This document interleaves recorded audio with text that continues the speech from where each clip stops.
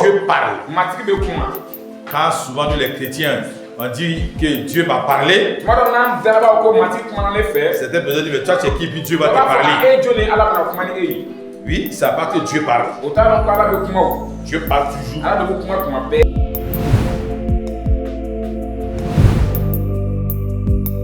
Alléluia.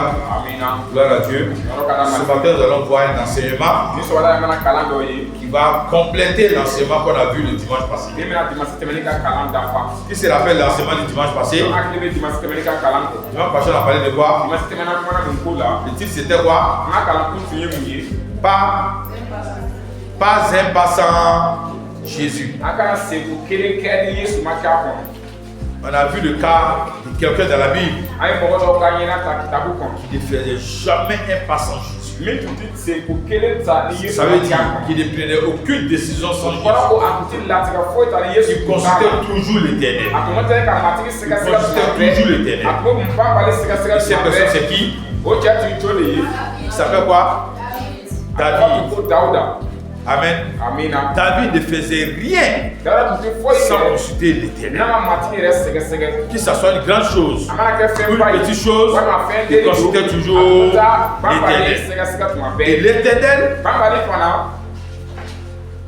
parlait. Quand il consulte l'Éternel, l'Éternel le répond.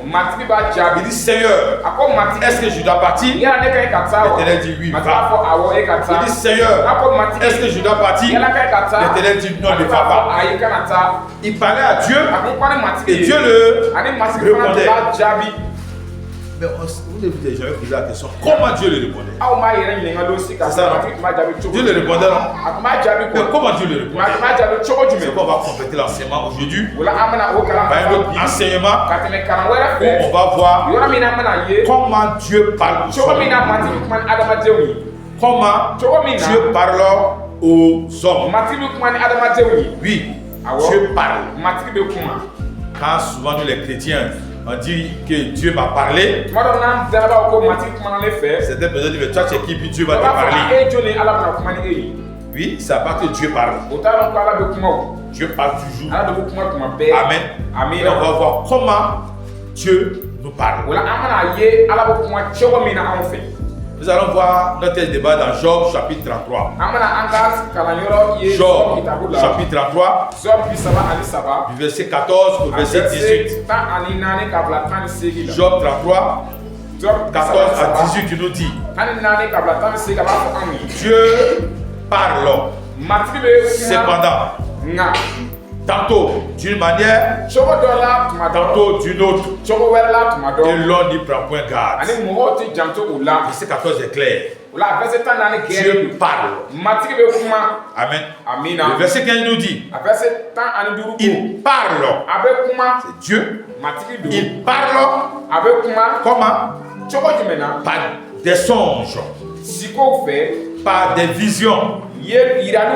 Quand les hommes sont livrés à un profond sommeil, quand ils sont endormis sur leur couche, alors il leur donne des avertissements et met le sceau à ses instructions afin de détourner l'homme du mal et de le préserver de l'orgueil, afin de garantir son âme de la force et sa vie des coups du glaive. Job 33 nous dit clairement que Dieu parle. Alléluia. Et il a donné, c'est pour ça qu'il a donné quelques manières que Dieu utilise pour parler aux hommes.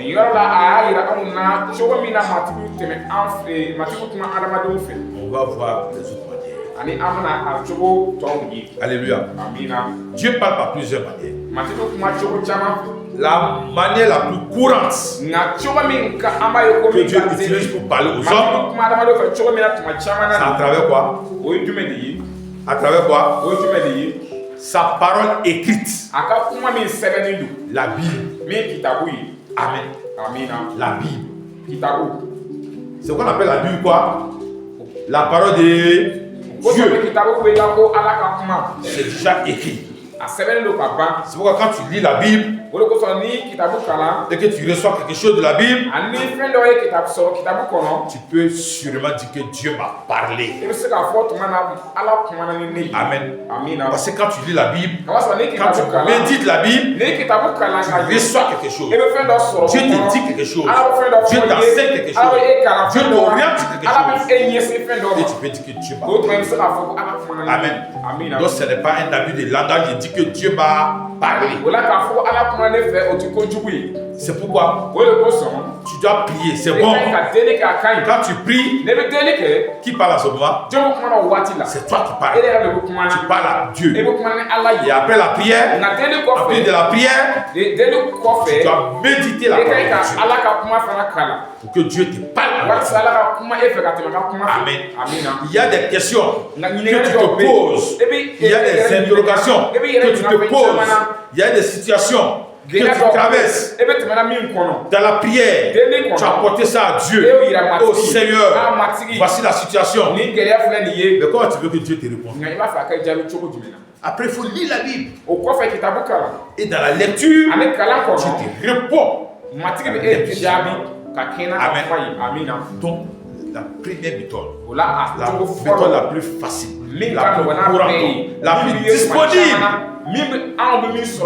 c'est à côté de toi. C'est la Bible. La parole écrite de Dieu. Il faut la lire. Il faut la lire. Il faut l'écouter. Ceux qui ne peuvent pas lire, il y a la Bible en audio. Dans les langues. Tu dis, je n'ai pas fait l'école. Il y a la Bible en Djoula. Il y a la Bible en Moré. Il y a la Bible dans plusieurs langues. C'est traduit dans plusieurs langues. Tu peux télécharger ça sur ton appareil. Et chaque jour, écouter des passages. Pendant que tu es en train d'écouter la parole de Dieu, tu es en train de te parler. Amen. Donc voici une manière par laquelle Dieu passe pour parler à ses enfants. Et dans cette parole-là, il nous donne des avertissements. Il nous donne des promesses. Il nous donne beaucoup de choses. La deuxième manière, c'est la parole inspirée. C'est pas écrit, mais Dieu te parle. Vous voyez, elle entend souvent parler de l'expression logos et puis rema. Logos, rema, c'est en grec. Logos et rema, ça veut dire parole en grec.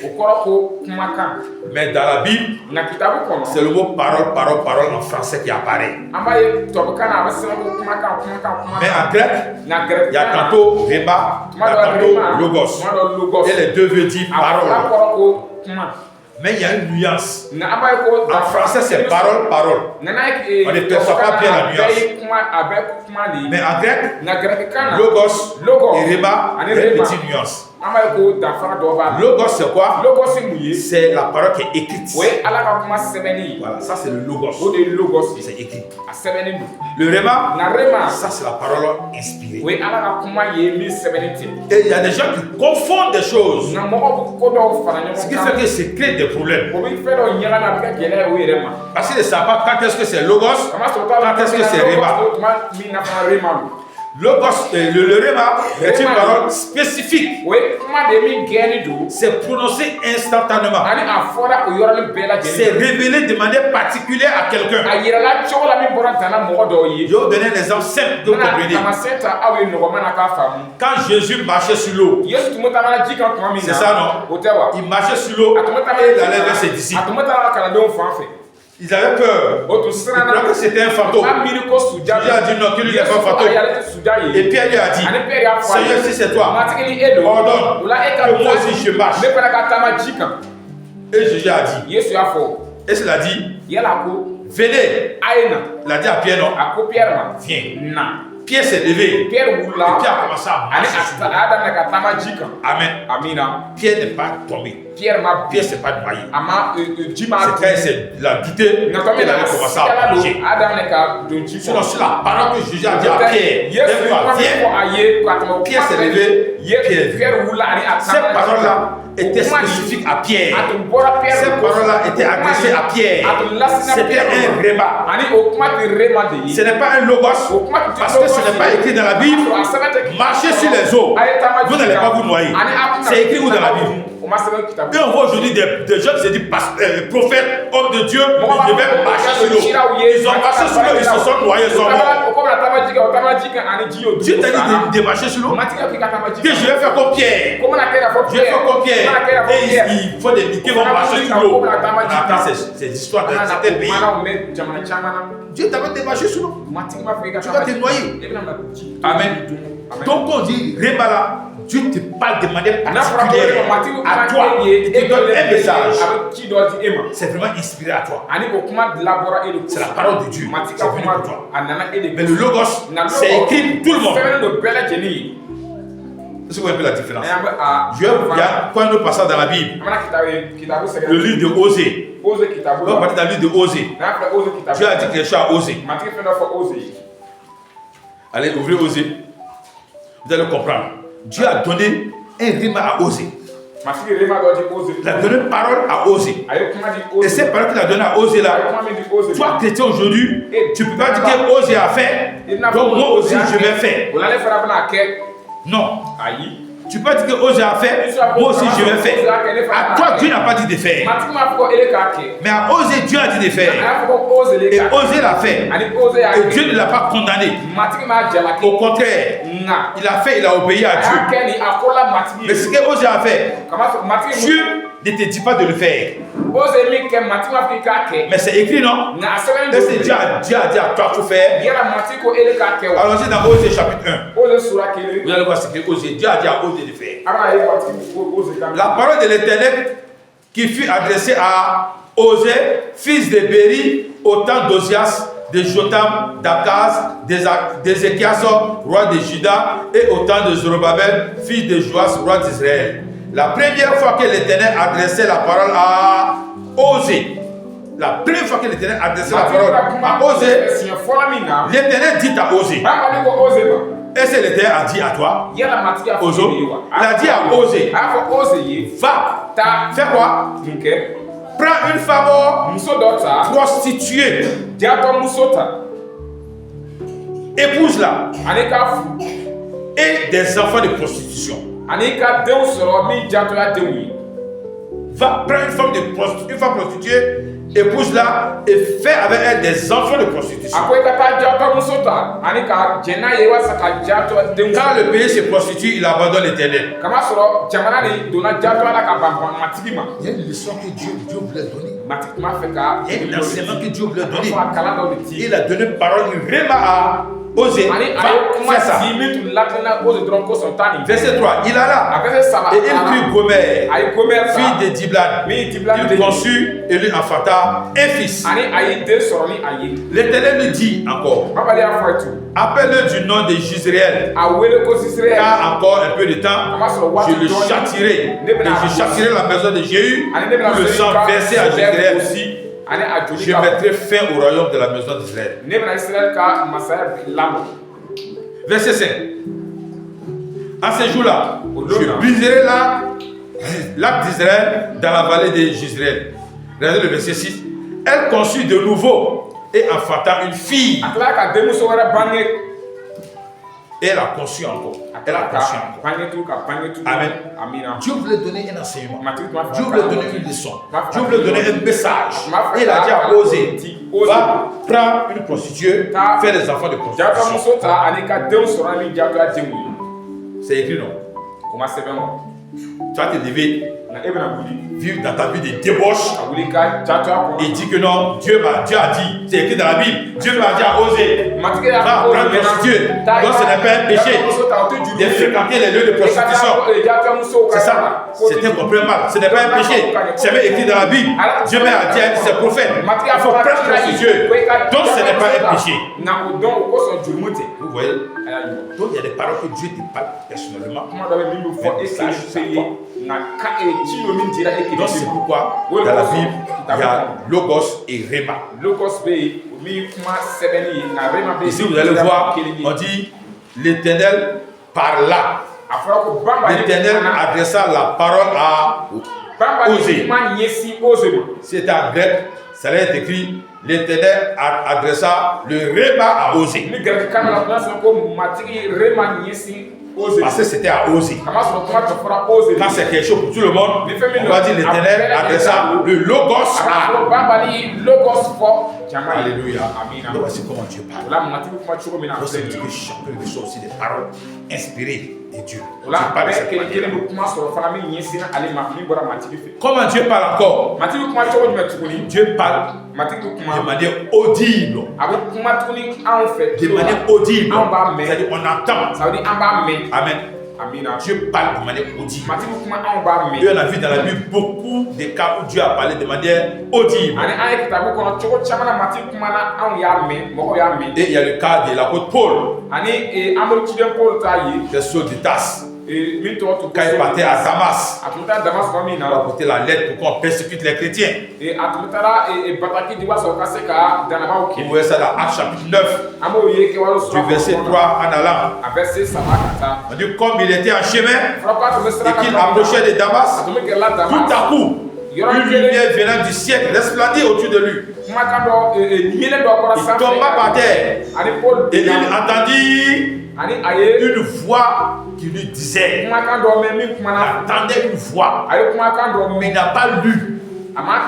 La voix n'a pas été une voix inspirée qu'il a parlé à l'intérieur, mais il a entendu une voix audible qui lui dit, Saul, Saul, pourquoi me persécutes-tu? Il répondit, qui es-tu, Seigneur? Et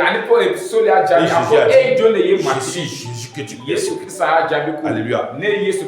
Dieu parle de manière audible. Quand quelqu'un dit, Dieu va parler, j'ai entendu sa voix de manière audible. Si tu ne le crois pas, il ne faut pas le juger. Amen. Dieu parle de manière audible. Quatrièmement, Dieu parle à travers une conviction intérieure. Souvent, Dieu te donne une conviction intérieure. Tu veux faire quelque chose, mais tu es là, tu doutes. Ah, est-ce que ça veut dire que Dieu te parle intérieurement? Fais. C'est moi je dis de le faire. Une conviction intérieure. Quelque chose qui brûle dans ton cœur. Et vous allez voir ça dans le livre de Luc chapitre 24. Les disciples qui marchaient avec Jésus. Après la résurrection de Jésus, ils n'ont pas su que Jésus était là. Et Jésus est apparu à ses disciples. Il marchait avec eux, mais ils ne savaient pas que c'était lui. Mais il y a quelque chose qui brûlait dans leur cœur. Luc 24, verset 13 à 32. Toute l'histoire est là-bas. Luc 24, verset 13. Et voici ces mêmes jours, deux disciples allaient à un village nommé Emmaüs, éloigné de Jérusalem de 60 stades. Et ils s'entretenaient de tout ce qui s'était passé. Les deux disciples partaient et ils causaient de ce qui s'était passé. Ah, vraiment, cet homme on l'a tué comme ça. Oh, il était bon. Il parlait de Jésus. Regardez le verset 15. Pendant qu'il parlait et discutait, qui s'approchait d'eux? Jésus s'approcha et fit route avec eux. Et il parlait de Jésus. Ils l'ont vu crucifié. On l'a tué. On l'a mis au tombeau. Tout le monde l'a vu. On l'a mis au tombeau. Et il parlait de lui. Et quelqu'un s'approche d'eux. Un autre s'approche d'eux. Ils sont en train de partir. Est-ce que vous pouvez imaginer que c'est Jésus? C'est de lui en train de parler. On dit qu'il est mort. On l'a même vu au tombeau. Et pendant qu'il parlait, Jésus s'approcha et fit route avec eux. Mais leurs yeux étaient empêchés de le reconnaître. Tu ne pouvais pas imaginer que c'est Jésus. Et il leur dit, c'est Jésus qui leur dit, de quoi vous entretenez-vous en marchant? Pour que vous soyez tous tristes. Ils étaient tristes. Il dit, de quoi vous parlez? Et vous êtes tristes comme ça. Et l'un d'eux répondit, il s'appelle Cléopas. Et il a répondu à Jésus, es-tu le seul qui séjourne à Jérusalem ici et qui ne sait pas ce qui s'est passé ces derniers temps-là? Mais c'est étonnant. Toi tu viens d'où? Tu es à Jérusalem ici et que le seul qui n'est pas au courant de ça. Il dit quoi? L'un dit-il. Et il répondit, ce qui est arrivé au sujet de ce Jésus de Nazareth là. Toi tu n'es pas au courant? Il était un prophète puissant en œuvre et à parole. Ils ont commencé à parler de ce que Jésus a fait. Ils ont commencé à parler de ses merveilles. Ils ont commencé à vanter Jésus. Oh, Jésus était bon. Jésus était bon. Il n'avait pas de problème. Et Jésus écoutait. Jésus causait avec eux.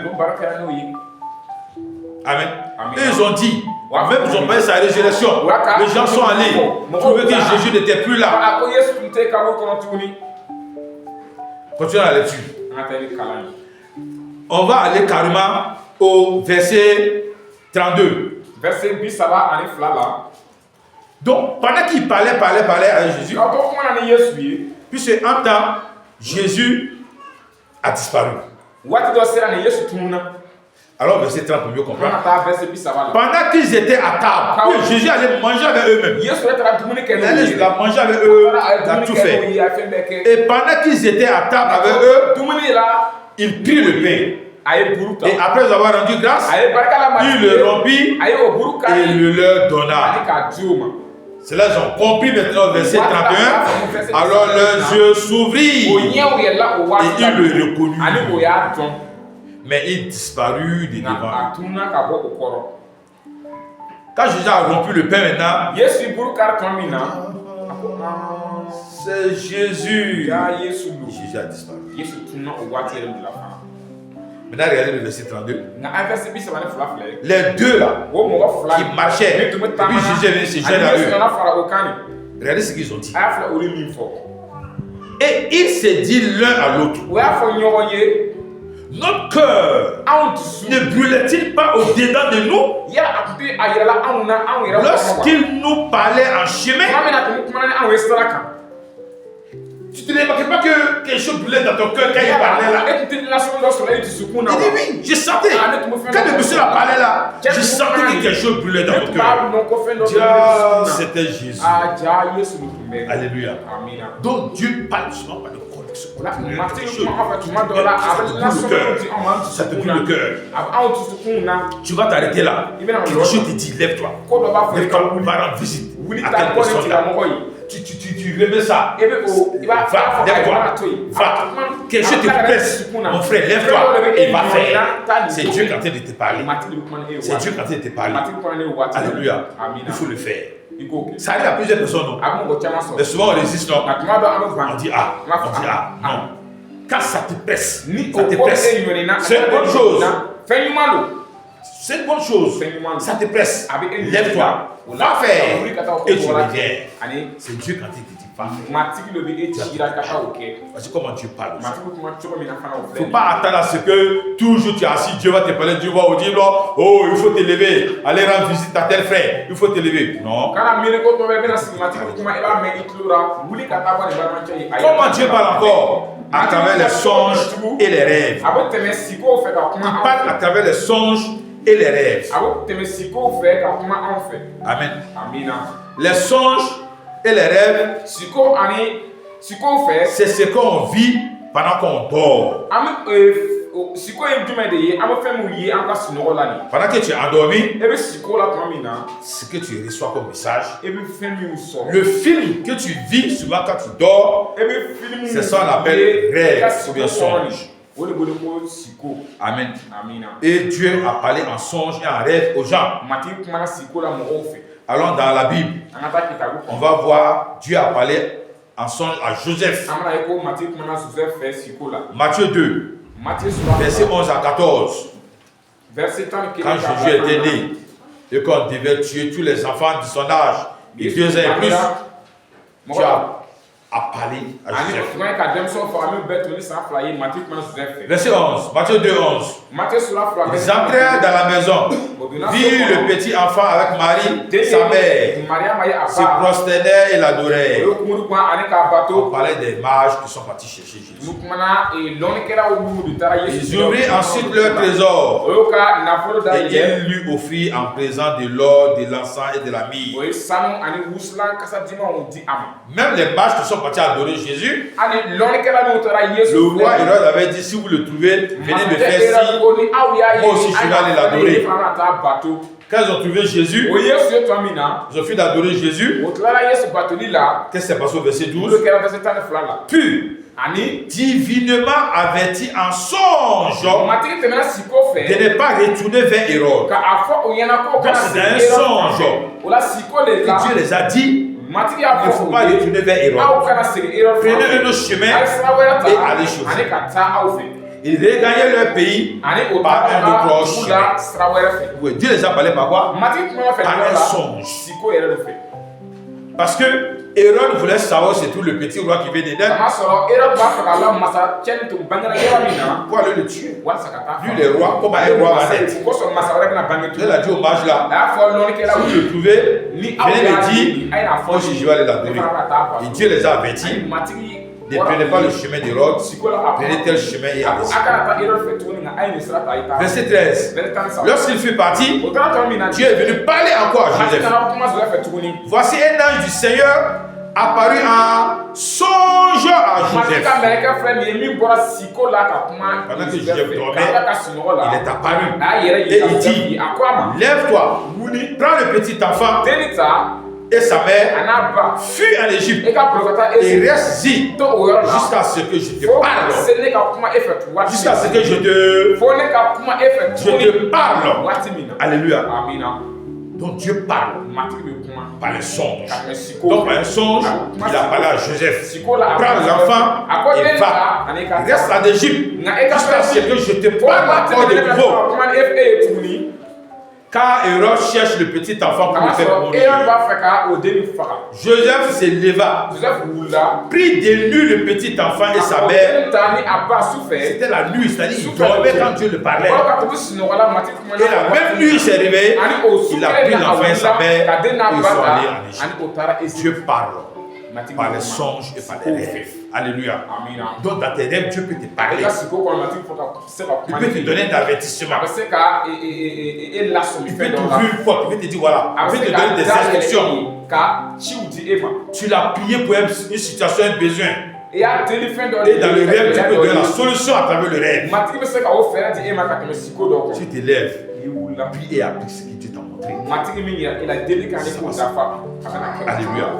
Dieu parle à travers quoi? À travers les visions. Il y a une nuance, une différence entre rêve et vision. La différence c'est quoi? Les rêves et les songes, on fait ça pendant qu'on est endormi. Mais les visions, c'est pendant qu'on est éveillé. On ne dort pas. On est éveillé, mais on voit un rêve. Si vous le comprenez ça comme ça, la vision, c'est le rêve qu'on fait pendant qu'on ne dort pas, on est éveillé. Ça va?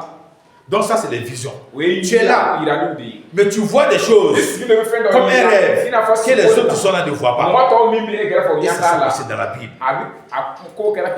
On voit ça dans le livre des Actes chapitre 10. Le cas de Corneille et aussi le cas de Pierre. Dieu s'est révélé, Dieu a parlé à Corneille par une vision. Acte 10, verset 1 à 4. Acte 10, verset 1 à 4. Il y avait à Césarée un homme nommé Corneille, centenier dans la cohorte dite italienne. Cet homme était pieux et craignait Dieu avec toute sa maison. Il faisait beaucoup d'aumônes au peuple et il priait continuellement. Vers la 9e heure du jour, vers la 9e du jour. On n'a pas dit de la nuit, c'est en plein jour. Et la 9e heure, il était en plein jour. Les gens travaillent, ce n'est pas le temps de dormir. Il vit clairement dans une vision un ange de Dieu qui entra chez lui et qui lui dit: Corneille. Il a fixé les regards et les regards fixés sur lui. Il fut saisi de foi et il répondit: Qu'est-ce, Seigneur? Et l'ange lui dit: Tes prières et tes aumônes sont montées devant Dieu et il s'en est souvenu. Donc c'est en plein jour. Pendant qu'il était là, il a vu clairement dans une vision. Et il était là et il voyait qu'un ange rentrait chez lui à la maison. Et l'ange lui a dit: Corneille, tes prières ont été exaucées par Dieu. Amen. Dieu l'a parlé ou non? À travers quoi? Des visions. Et Dieu a donné des instructions.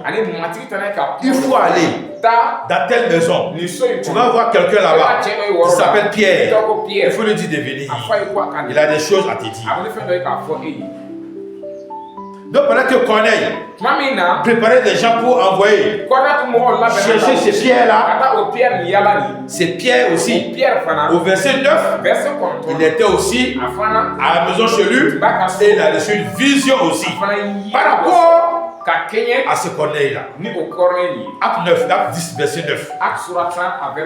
Le lendemain, comme ils étaient en route, c'est les gens qui étaient en route pour aller chercher ces pierres. Pierre monta sur le toit vers la 6e heure pour prier. Il eut faim et il voulut manger. Pendant qu'on lui préparait à manger, il tomba en extase. Ça veut dire qu'il a vu une vision. Il a vu une vision. Il tomba en extase. Et il a vu dans la vision le ciel qui s'est ouvert et un objet semblable à une grande nappe attachée par les 4 côtés. Cette nappe-là descendait et ça s'abaissait. Et dans la nappe-là, il y avait tous les animaux impurs. Les animaux impurs que la Bible disait de ne pas manger. Les animaux là sont là-bas. Et il y a une voix qui dit à Pierre: Lève-toi, tue et mange. Pierre dit: Non, Seigneur, je n'ai jamais mangé des souillés. C'est souillé, je ne mange pas. Dieu lui dit une seconde fois: Mange, tue et mange. Ce que j'ai déclaré pur, il ne faut pas le déclarer impur. Et cela est arrivé 3 fois. Donc Dieu dit: Pierre, tu vas manger. Il dit: Seigneur, je ne vais pas manger. C'est les animaux impurs. C'est interdit de les manger. 2 fois Dieu l'a dit. 3 fois Dieu l'a dit. Et l'objet est reparti. Et la vision est partie. Donc c'est un message que Dieu est venu donner à Pierre. Et Pierre était là maintenant. C'est quoi ça? Qu'est-ce que Dieu voulait me dire? C'est quel message? Pendant que Pierre réfléchissait sur ce message, je ne comprends pas. Dieu a clarifié cela. C'est en ce moment qu'on a tapé à la porte. On dit: c'est qui? Que c'est nous. Vous êtes qui? Nous sommes envoyés par Corneille. Dieu lui a dit de venir dans ce coin ici. Qu'il y a un certain Pierre. De l'appeler. Il va venir lui dire quelque chose. Et ça sera Pierre maintenant. A commencé à comprendre. Et c'est pas ça, Dieu voulait m'avertir. Et Pierre est parti. Il allait parler à Corneille. Il a prêché l'évangile. Corneille a donné sa vie à Jésus. Sa femme a donné sa vie. Tous ceux qui étaient là, ils se sont convertis. Et après, lorsque les autres disciples ont appris que Pierre est allé manger avec les païens,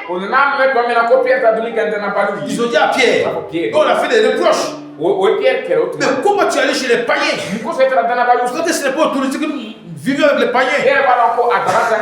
Il les a dit, si je suis parti là-bas, ce n'est pas moi-même qui suis parti. On m'a envoyé des partis. Qui t'a envoyé des partis? C'est Dieu qui m'a envoyé. Mais comment Dieu t'a envoyé? Il les a expliqué la vision qu'il a eue. Donc impur, ne mange pas impur là, c'était les païens. Les païens étaient considérés comme des impurs. Et il a dit, Pierre, tue et mange. Pierre dit non, je ne peux pas manger. Dieu dit non, je déclare ça pur, il faut manger. Donc ça veut dire que s'il n'est pas cette vision-là, si les gens venaient lui dire, Pierre, Corneille t'appelle, le païen là t'appelle, Pierre n'allait pas partir. Pierre n'allait pas partir. Mais pour le préparer, pour qu'il puisse partir, Dieu l'avait déjà parlé à travers une vision. Dieu s'est rappelé. C'est ce que Dieu voulait me dire. Et alléluia, Dieu parle. Dieu parle par les songes, par les visions. Amen. Dieu parle comme encore par les prophètes et les hommes de Dieu. Dieu parle par les prophètes et les hommes de Dieu. À travers ce que je suis en train de vous dire, en tant que pasteur, homme de Dieu, je suis en train de vous parler de la part de Dieu.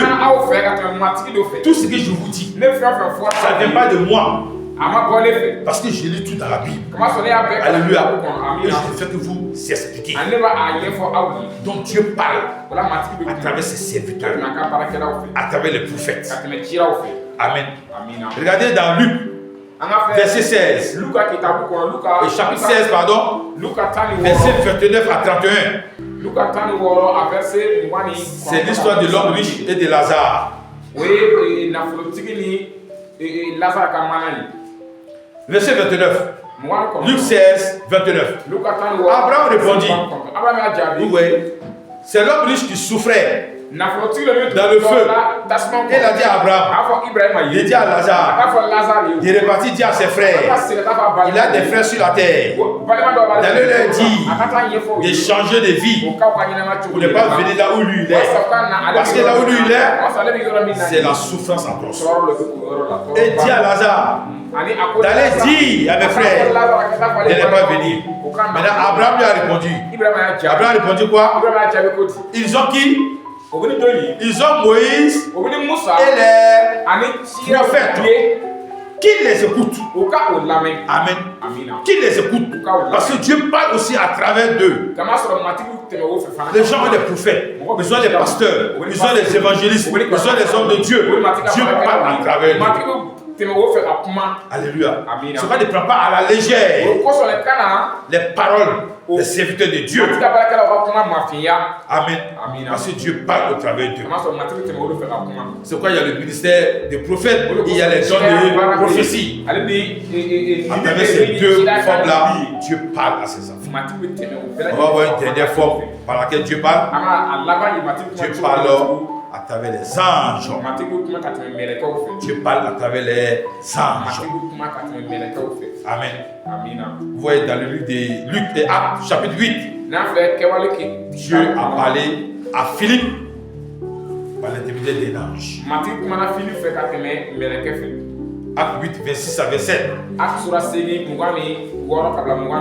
ange du Seigneur s'adressa à Philippe, lui dit, lève-toi et va du côté du midi sur le chemin qui descend de Jérusalem à Gaza.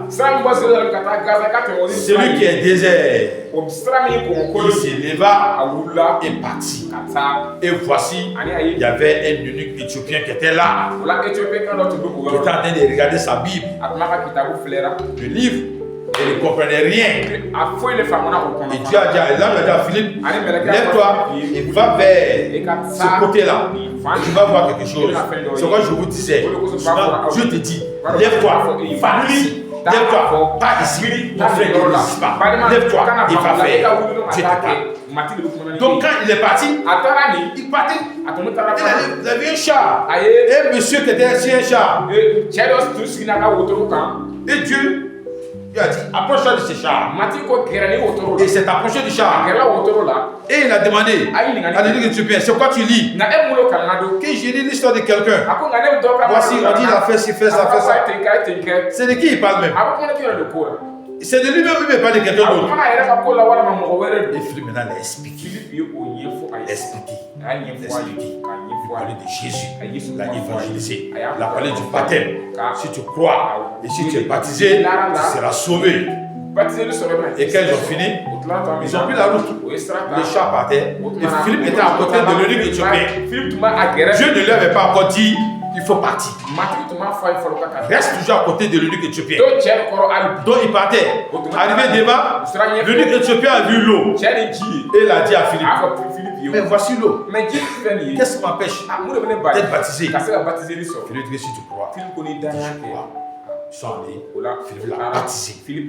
Avec le baptême, Dieu a enlevé Philippe et l'a envoyé ailleurs. Alléluia. Donc Dieu nous envoie en mission. Il nous parle par les songes, par les rêves, par les visions, par sa parole, par les convictions internes. Dieu m'a dit d'une autre, Dieu nous parle. Alléluia. C'est pourquoi mon frère, ma soeur, tout ce que tu vas vouloir prendre comme décision, cherche la face de Dieu. Cherche la vie de Dieu. Comme David le faisait. Consulte Dieu. Et Dieu va te parler. Dieu va te répondre. Dieu m'a dit l'autre. Alléluia.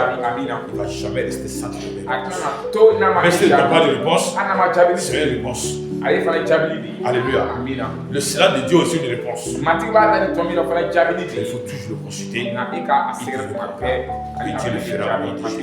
C'est pourquoi ce matin, on va prier le Seigneur. Répands-toi pour toute la foi qui t'a parlé. Dieu m'a dit d'une autre. Il t'a parlé à travers sa parole écrite. Dieu t'a parlé. Il t'a parlé à travers un songe. Il t'a parlé à travers une vision. Il t'a parlé à travers ses serviteurs. Il t'a parlé à travers une conviction interne. Il t'a parlé de plusieurs manières. Mais tu as résisté. Tu as rejeté. Réponds-toi, Seigneur, pardonne-moi. Pardonne-moi. Pardonne-moi, Seigneur. Pardonne-moi, Seigneur. Et afin de résister, Dieu ne te parle plus. Afin de résister, Dieu ne te parle plus. Dieu te parle, il te parle, tu ne fais pas. Et un jour, Dieu ne va plus te parler. Il ne te parle plus par les sons, il ne te parle plus par les visions, il ne te parle plus encore. Réponds-toi, Seigneur, pardonne-moi. Pardonne-moi, Seigneur. Je vais désormais obéir à ta parole. Au nom de Jésus, nous prions le Seigneur. Tu vas demander à Dieu, la Seigneur, vraiment attentif désormais à ta parole. Quelle que soit la manière par laquelle tu vas me parler, Seigneur, vraiment d'être attentif et obéissant au nom de Jésus. Demande cela à l'Éternel maintenant. Puis le Seigneur maintenant. Puis le Seigneur maintenant. Demande à Seigneur, aide-moi. Aide-moi à être attentif à ta parole. Que désormais je sois attentif à ta parole. Que désormais je sois attentif à ta parole. Parce que Dieu va te parler, mon frère, ma soeur. Dieu va te parler, Dieu va te dire. Dieu va te parler. Mais sois attentif. Sois attentif. Mais obéissant à la parole de Dieu. Demande grâce à Dieu. Et Dieu le fera au nom de Jésus. Béni soit ton Seigneur pour l'exaucement, Seigneur. Au nom de Jésus, nous avons prié. Excellent Père, nous te bénissons et te rendons toute la gloire. Nous te disons grandement merci pour l'enseignement que tu nous as donné ce matin. Seigneur, la semaine passée, nous avons vu que nous devons nous confier à toi pour toutes nos décisions. Nous devons te consulter. Lorsque nous te consultons, Seigneur, tu parles. Et ce matin, nous avons vu comment tu parles aux hommes. Père, nous te demandons pardon pour toutes les fois que tu nous as déjà parlé et nous n'avons pas pris garde, Seigneur. Nous avons résisté, Seigneur. Nous avons fermé nos oreilles à ta parole. Mais ce matin, tu nous as enseigné. Et donne-nous la grâce afin qu'à partir de maintenant, nous soyons attentifs à ta parole au nom de Jésus. Quelle que soit la forme que cette parole va prendre, Seigneur, que nous soyons attentifs et obéissants au nom de Jésus. Père, je prie pour ton peuple tout entier, Seigneur. Permets à chacun, Seigneur, d'être prêt à obéir lorsque tu vas parler, Seigneur. Tu as arrêté de parler à certaines personnes parce qu'ils étaient désobéissants. Seigneur, je prie que tu reprennes à les parler, Seigneur, Papa. Nous voulons tous te servir.